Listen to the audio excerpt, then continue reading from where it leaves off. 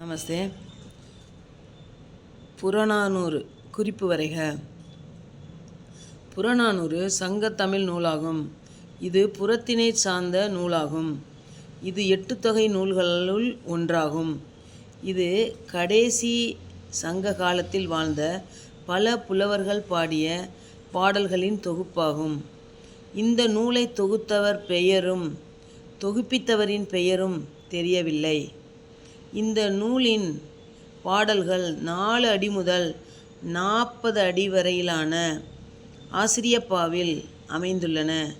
இந்நூலின் பாடல்கள் அக்காலத்தில் ஆண்ட அரசர்கள் பற்றியும் மக்களின் சமூக வாழ்க்கை பற்றியும் எடுத்துரைக்கின்றன. புற ஒழுக்கங்களான போர்த்திறம், வள்ளல் தன்மை, மகளிர் மாண்பு, சான்றோர்களின் இயல்பு ஆகியவற்றை எடுத்துச் சொல்கின்றன. அக்கால தமிழ் மக்களின் அரசியல், சமூகம், பொருளாதாரம், கல்வி, நாகரிகம், கலை, வீரம், கொடை, ஆடை அணிகலன், பழக்க வழக்கங்கள், வாணிபம் போன்ற பல செய்திகள் புறநானூறு நூலின் மூலம் தெரிய வருகின்றன. இந்நூலில் ஏராளமான வரலாற்று குறிப்புகள் உள்ளன.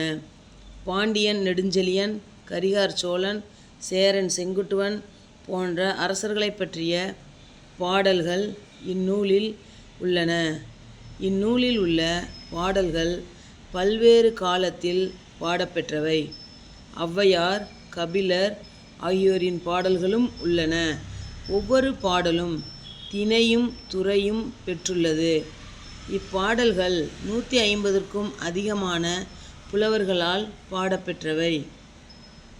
புறநானூறு என்று குறிப்பிட்டாலும் இது 398 பாடல்களே உள்ளன. 2 பாடல்கள் கிடைத்தில. மொத்தம் 400 பாட்டு, அதில் 2 பாட்டு கிடைக்கல. ஓகே, தன்யவாத்.